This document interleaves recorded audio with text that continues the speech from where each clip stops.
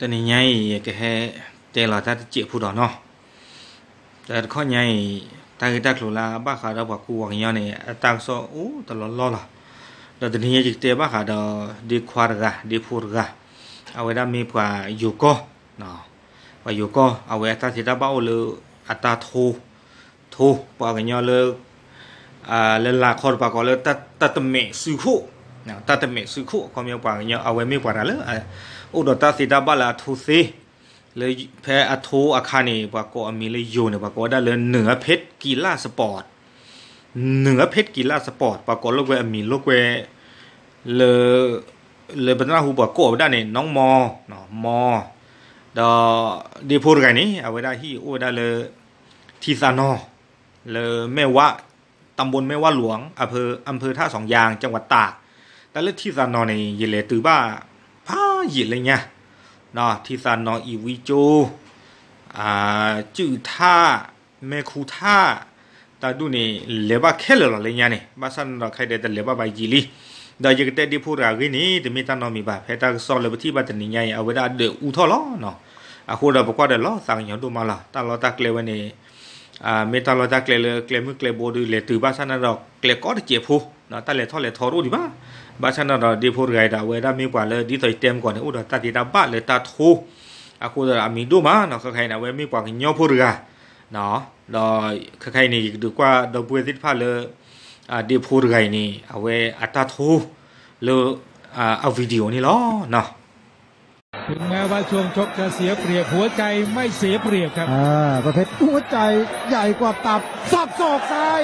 เฉียดไปนิดเดียวว้าวครับได้ลุ้นเลยครับอย่างนี้เป็นเล็กแบบพริกขี้หนูสวนครับทั้งเผ็ดทั้งหอมนี่เป็นมามืดจากตัวสำรองครับที่มีสิทธิ์เข้ามา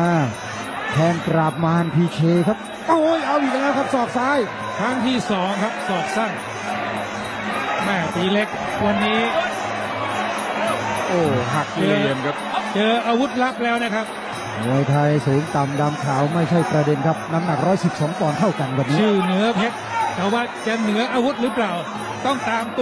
เชียร์ครับตีเล็กวันนี้ทีมงาน5เจ๊มาเชียร์เต็มที่ต่อมาโอ้ดูแล้วครับยุ่งแล้วตีเล็กโอ้โหใครดีใครอยู่โอ้โหยุ่งแล้วครับยุ่งแล้วโอ้โหยุ่งจริงๆครับยุ่งจริงๆไหวไหมไหวครับโอ้นาทีทองครั้งที่สองยังให้โอกาสโอ้โหยังให้โอกาสอีกได้ไหมตีเล็กตะกอนโอ้นะครับครั้งที่สองครับ4 5 6 7อีกทีเดี๋ยวก่อนครับกรรมการต้องห้ามให้ขาดด้วยนะโอ้เรียบร้อยจบเลยครับเรียบร้อยโรงเรียนแม่ฮ่องสอนครับเรื่องของเรื่องก็คือคู่ชกคนเดิมคือจงอางดำสิทธิ์หนุ่มน้อยนั้นป่วยครับไม่สามารถแข่งขันได้วันนี้เจอมวยแทนซึ่งใหญ่กว่าเอาเลยครับเอาทดสอบพลังเจาะยางกันไปก่อนเป็นสูตรสำเร็จเล่นล่างกันแล้วครับทดสอบดูว่ายางจากอำเภอเมือง30อุบลราชธานีเป็นไงเล็กไม่กลัวใหญ่ครับเริ่มแหยงแล้ว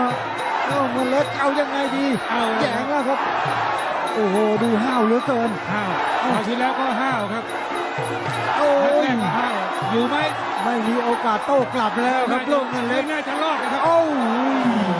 ไปเลยครับยิ่งกว่าถูกลอตเตอรี่ครับเด็ดขาดไปเลยครับเหนือเพชรโอ้โหดุจริงๆครับ2 ครั้งน็อกยก1ทั้ง2 ครั้งกับมวยรอบโลเงินเล็กไปเล่นเขาก่อนครับเรื่องของเรื่องคุณชัยทัศน์โดนทำโทษครับต้องจับตีต่อตีไหมขึ้นบนก็โดนขวางเริ่มตีได้ขึ้นบนโดนขวางเสียบชุดนี้โดนแล้วโอ้โหโดนศอกตอกเข้าไปแล้วไม่เหนือแล้วครับโดนแล้วโดนครับชุดใหญ่ๆเข้าเบรกยาวหรือเปล่าโอ้โดนมังกรลงโอ้นี่ยก3ครับยกนี้ครับมาครับมังกรฟาดหัวฟาดหางแล้วโดนมังกรฟาดหัวฟาดหางแล้วโอ้โหดูไม่ปล่อยแล้วครับมังกรฟาดแล้ว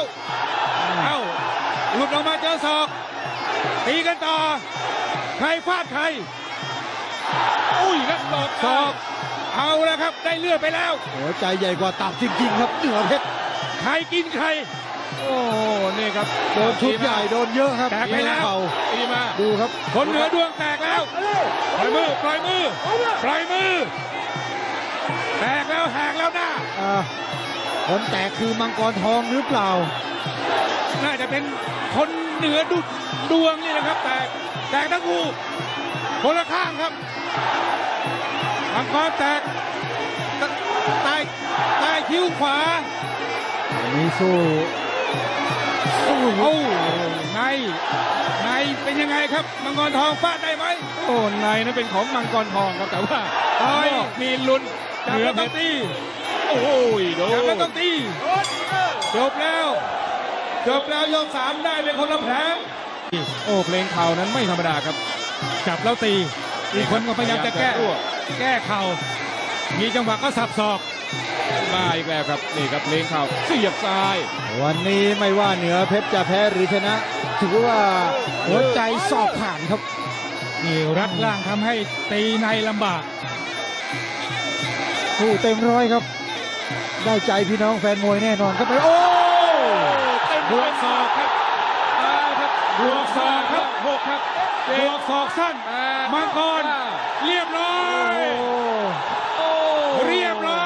สำเพ็งไม่เลยครับอย่างนี้ฮะนี่ครับบวกศอกครับนักท่องเที่ยวตกใจไปเลยครับมวยไทยใจเดียวครับนักท่องเที่ยวตกตะลึงครับบวกด้วยศอกครับสมฉายาจริงๆคุณใจอะไรขึ้นมังกรตีแปลงมากระดวงจริงๆคนเหนือดวงจริงๆคนเหนือดวงมาอีกแล้วครับนี่ครับนักท่องเที่ยวดูครับตายังตะลึงแล้วโอ้โหสะใจครับเป็นช็อตเด็ด7สีเทคนิคขอดูหน่อย